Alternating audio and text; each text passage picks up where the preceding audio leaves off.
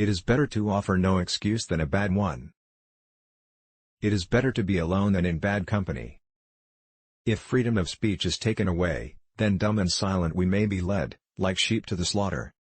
My mother was the most beautiful woman I ever saw. All I am I owe to my mother. I attribute my success in life to the moral, intellectual and physical education I received from her. A primary object should be the education of our youth in the science of government. In a republic, what species of knowledge can be equally important? And what duty more pressing than communicating it to those who are to be the future guardians of the liberties of the country? Be courteous to all, but intimate with few, and let those few be well tried before you give them your confidence. True friendship is a plant of slow growth, and must undergo and withstand the shocks of adversity before it is entitled to appellation. But lest some unlucky event should happen unfavorable to my reputation, I beg it may be remembered by every gentleman in the room that I this day declare with the utmost sincerity, I do not think myself equal to the command I am honored with. A free people ought not only to be armed, but disciplined, to which end a uniform and well-digested plan is requisite, and their safety and interest require that they should promote such manufactories as tend to render them independent of others for essential, particularly military, supplies. In politics as in philosophy, my tenets are few and simple. The leading one of which, and indeed that which embraces most others, is to be honest and just ourselves and to exact it from others, meddling as little as possible in their affairs where our own are not involved. If this maxim was generally adopted, wars would cease and our swords would soon be converted into reap hooks and our harvests be more peaceful, abundant, and happy. We sainted Saint Tammany, King Tamanan III, because he embodied moral perfection and every divine qualification that a deity could possess. I hold him in higher esteem than the saints of the Roman Catholic Church. He'll forever be the patron saint of America. Human happiness and moral duty are inseparably connected. However, political parties may now and then answer popular ends. They are likely in the course of time and things, to become potent engines, by which cunning, ambitious, and unprincipled men will be enabled to subvert the power of the people and to usurp for themselves the reins of government, destroying afterwards the very engines which have lifted them to unjust dominion. 99% of failures come from people who make excuses. I hope I shall possess firmness and virtue enough to maintain what I consider the most enviable of all titles, the character of an honest man. There is nothing which can better deserve our patronage than the promotion of science and literature. Knowledge is in every country the surest basis of public happiness. Guard against the impostures of pretended patriotism. Labor to keep alive in your breast that little spark of celestial fire called conscience. Perseverance and spirit have done wonders in all ages. Associate yourself with men of good quality, if you esteem your own reputation, for 'tis better to be alone than in bad company. Let us therefore animate and encourage each other, and show the whole world that a freeman, contending for liberty on his own ground, is superior to any slavish mercenary on earth. A sensible woman can never be happy with a fool. Few men have virtue to withstand the highest bidder. Happiness depends more upon the internal frame of a person's own mind, than on the externals in the world. Experience teaches us that it is much easier to prevent an enemy from posting themselves than it is to dislodge them after they have got possession. The harder the conflict, the greater the triumph. Worry is the interest paid by those who borrow trouble. The turning points of lives are not the great moments. The real crises are often concealed in occurrences so trivial in appearance that they pass unobserved. As mankind becomes more liberal, they will be more apt to allow that all those who conduct themselves as worthy members of the community are equally entitled to the protections of civil government. I hope ever to see America among the foremost nations of justice and liberality. To encourage literature and the arts is a duty which every good citizen owes to his country. I conceive a knowledge of books as the basis upon which other knowledge is to be built. I regret exceedingly that the disputes between the Protestants and Roman Catholics should be carried to the serious alarming height mentioned in your letters. Religious controversies are always productive of more acrimony and irreconcilable hatreds than those which spring from any other cause, and I was not without hopes that the enlightened and liberal policy of the present age would have put an effectual stop to contentions of this kind. Paper money has had the effect in your state that it will ever have, to ruin commerce, oppress the honest, and open the door to every species of fraud and injustice. Where are our men of abilities? Why do they not come forth to save their country?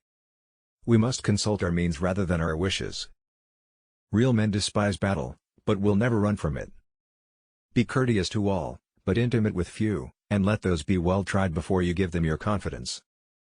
citizens by birth or choice of a common country, that country has a right to concentrate your affections. The name of American, which belongs to you, in your national capacity, must always exalt the just pride of patriotism, more than any appellation derived from local discriminations. To persevere in one's duty, and be silent is the best answer to calumny. Discipline is the soul of an army. It makes small numbers formidable, procures success to the weak, and esteem to all. Let your heart feel for the afflictions and distress of everyone. We should not look back unless it is to derive useful lessons from past errors, and for the purpose of profiting by dearly bought experience. I was sorry to see the gloomy picture which you drew of the affairs of your country in your letter of December, but I hope events have not turned out so badly as you then apprehended. Of all the animosities which have existed among mankind, those which are caused by a difference of sentiments in religion appear to be the most inveterate and distressing, and ought most to be deprecated. I was in hopes, that the enlightened and liberal policy, which has marked the present age, would at least have reconciled Christians of every denomination so far, that we should never again see their religious disputes carried to such a pitch as to endanger the peace of society. There is nothing so likely to produce peace as to be well prepared to meet the enemy. The common and continual mischiefs, of the spirit of party are sufficient to make it the interest and the duty of a wise people to discourage and restrain it. It serves always to distract the public councils and enfeeble the public administration. It agitates the community with ill-founded jealousies and false alarms, kindles the animosity of one part against another, foments occasionally riot and insurrection. It opens the door to foreign influence and corruption, which find a facilitated access to the government itself through the channels of party passion. The nation, which indulges towards another in habitual hatred, or in habitual fondness, is in some degree a slave. It is a slave to its animosity or to its affection, either of which is sufficient to lead it astray from its duty and its interest. The nation, prompted by ill will and resentment, sometimes impels to war the government, contrary to the best calculations of policy.